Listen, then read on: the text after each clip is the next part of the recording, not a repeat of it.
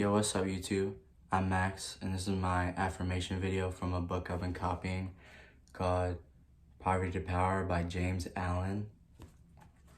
And this chapter is the realization of selfless love, and I've written it here myself, and this is my affirmation journal, and this is my affirmation video. So it's just one take. I'm just going to read it, and you can see all my other videos. It's all the same thing over and over again. It's just my affirmations.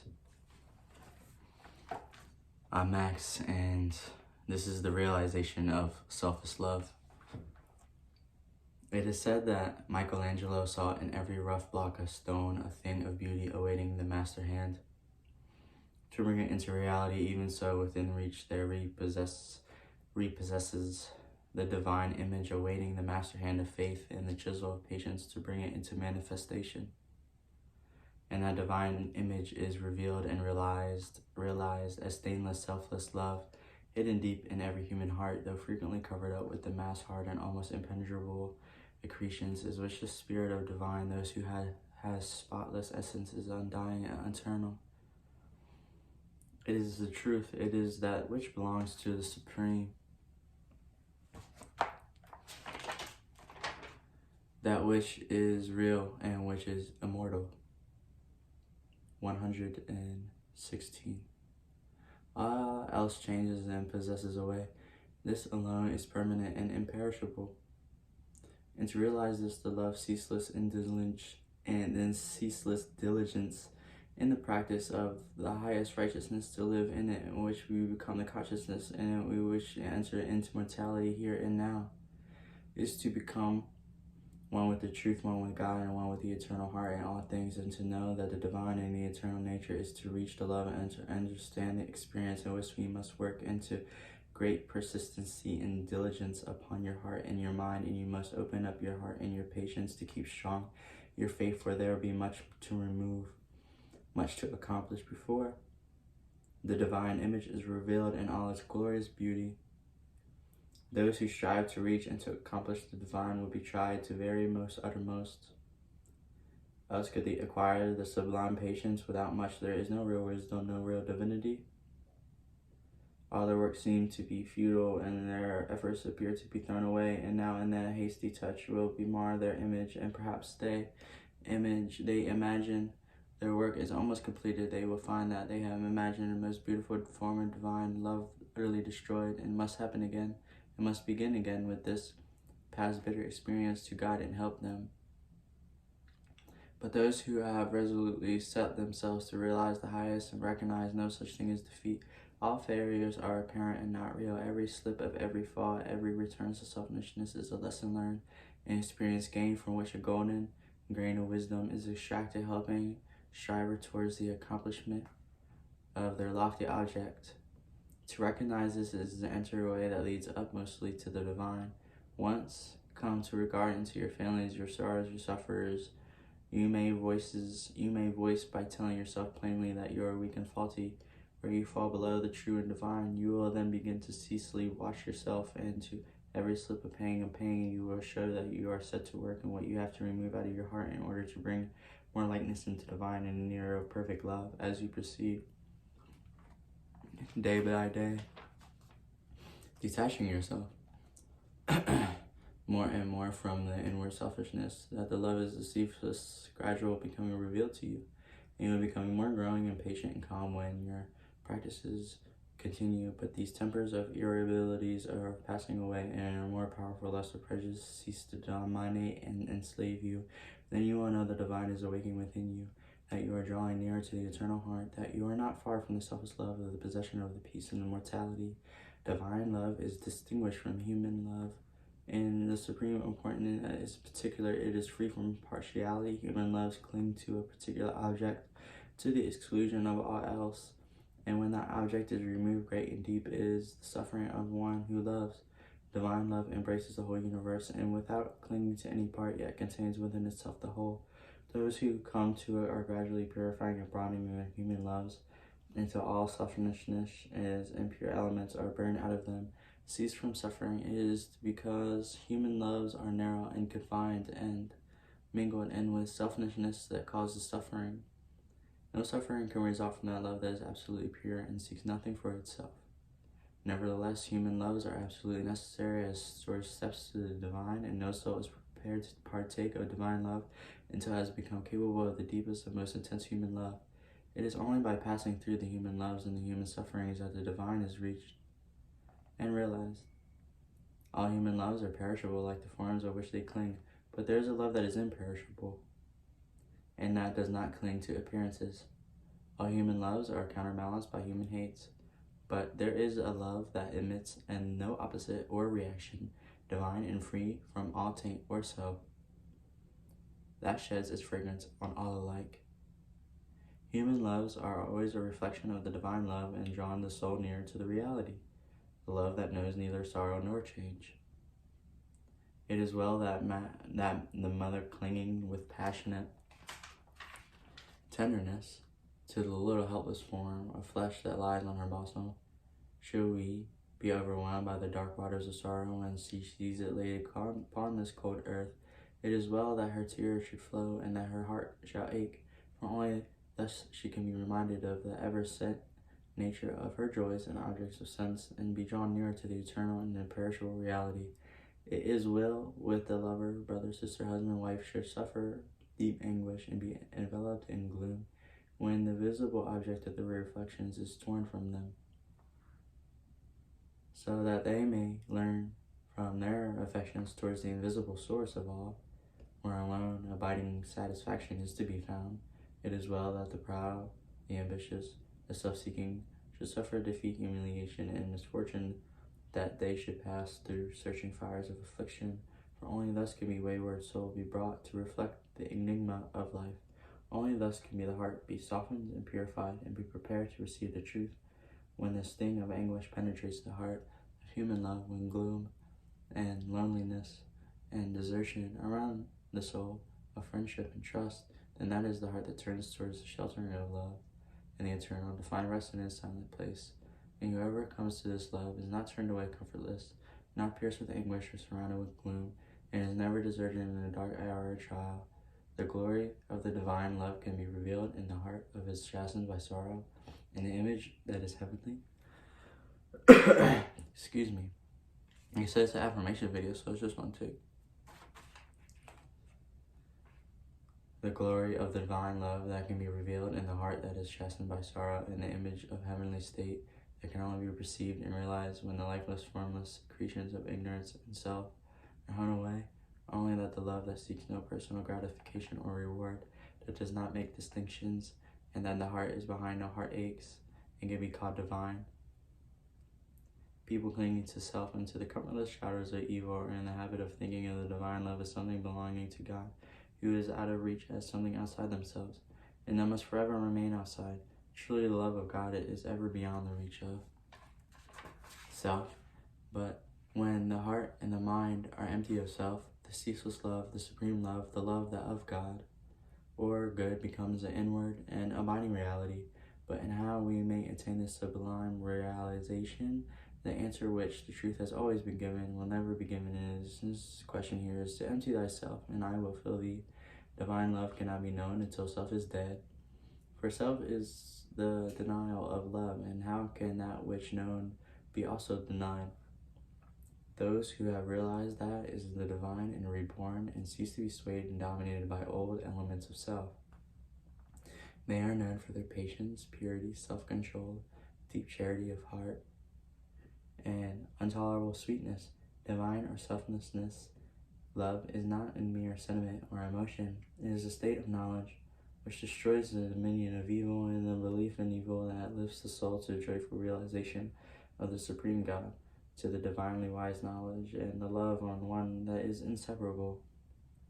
It is towards the complete realization of the divine love that the whole world is moving it. It was for the purpose of the universe to come into existence, and every gasping thought of happiness, every reaching out to the soul towards object, ideals, and ideas as an effort to realize it.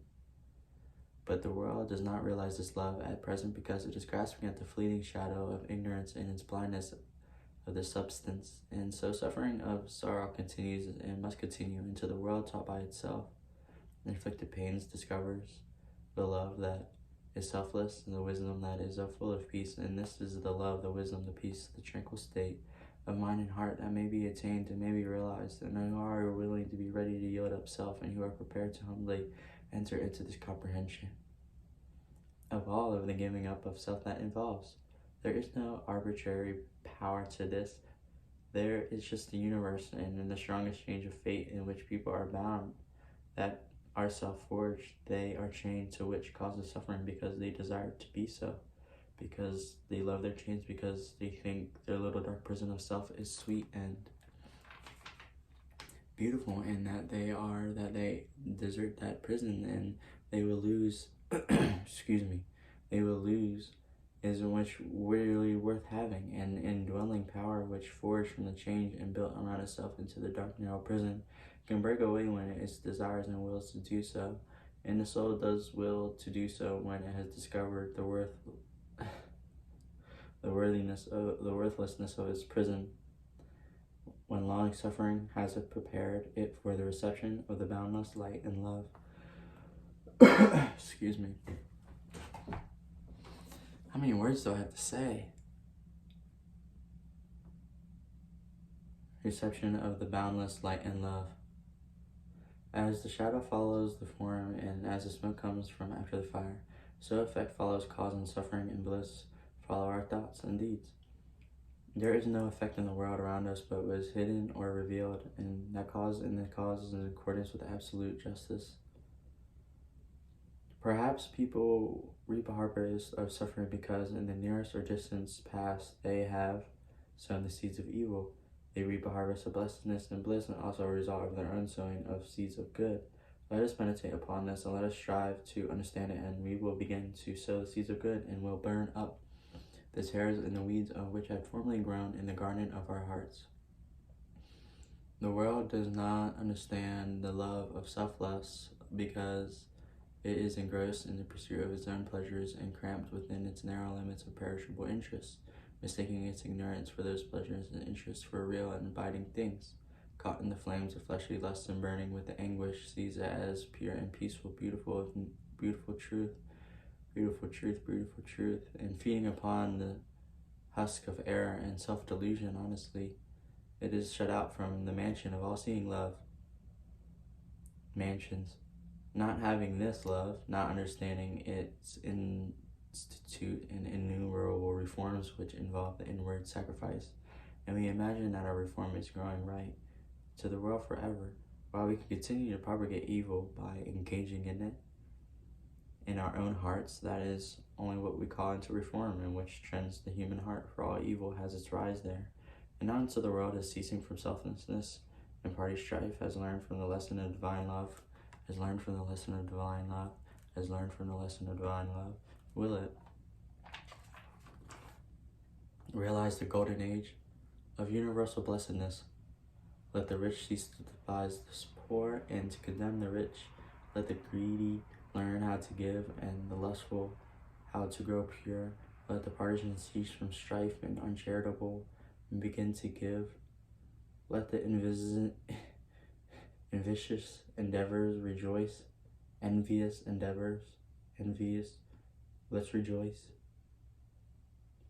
with others, and the slanderers grow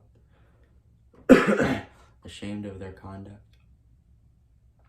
Let men and women take this course in love. It's a course. You can just listen.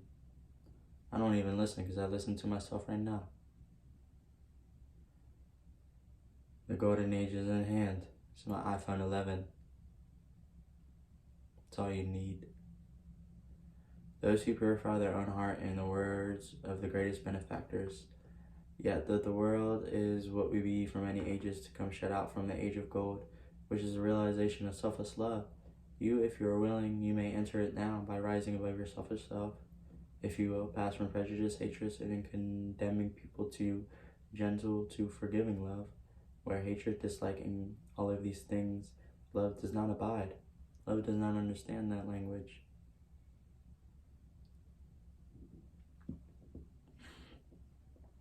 You say, how can I love the drunkard and the hypocrite and the sneak, the murderer?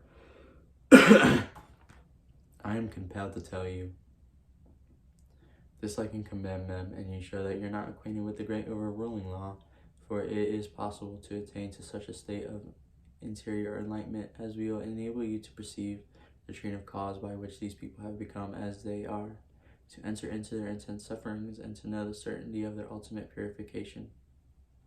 Possessed of such knowledge, it would be utterly impossible for you to no longer dislike or condemn them, and you will always think of them with perfect calmness and deep compassion. If you love people and speak of them with praise until they do something into you some way in which you disapprove and you dislike them and speak of them in dispraise, and you're trying to govern them, that is not of God. If you are in your heart, you are continually arranging and condemning others, selfless love is hidden from you. Those who know that love is of heart of things and have realized the awe, sufficing power of that love, have no room in their heart for hearts of all of these things. Those not knowing this love constitute themselves and judge, executioner of others, forgetting that there is an eternal judge and there's an eternal executioner. And insofar as people deviate from in their own views, their particular reforms and methods, they brand them as fanatically unbalanced, lacking judgment, sincerity, and honesty. Insofar as others approximate to their own standard, they look upon them as being everything that is admirable. Such those are centered itself, but those whose hearts are centered in the supreme love do not so brand and classify others, do not seek to convert others to their own views, or to convince them of their own superiority or their methods. Knowing the law of love, they live it and maintain the same calm and attitude of sweetness in heart towards all things.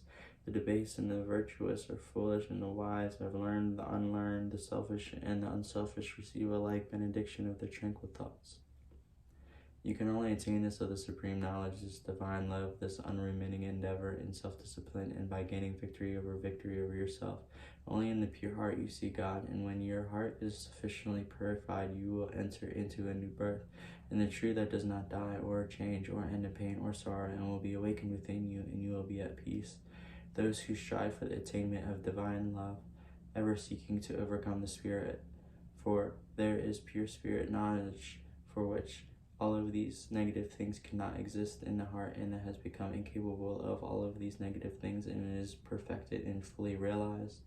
The Christian condemns the atheists condemn the Christians, Catholics, and the Protestants ceaselessly engaged in worldly warfare, where peace and love should be, until you can regard people of all religions and of no religion the same impartiality, spirit of freedom from dislike, and with perfect equality you will have yet to strive for that love which bestows upon the possessor freedom of salvation, the realization of divine knowledge, selfless love, and utterly destroys the spirit of evil and disperses all evil, and lifts up the consciousness to the height of pure wisdom, and where goodness and justice is seen to be universal, supreme, all conquering, and indestructible.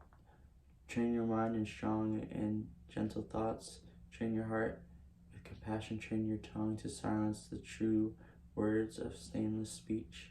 So shall you enter the way of holiness and peace, and you shall ultimately realize the immortality of love. So living without seeking to convert, you will convince without arguing. You will teach, not cherishing, ambition the wise, and they will find you out.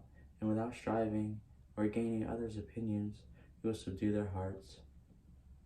For love is all-conquering, all-powerful, and all thoughts and deeds and words of love can never perish.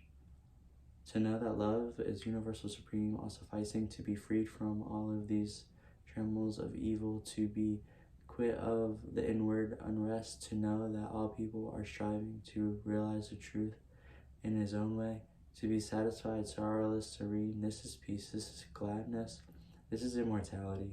This is divinity. This is the realization of selfless love.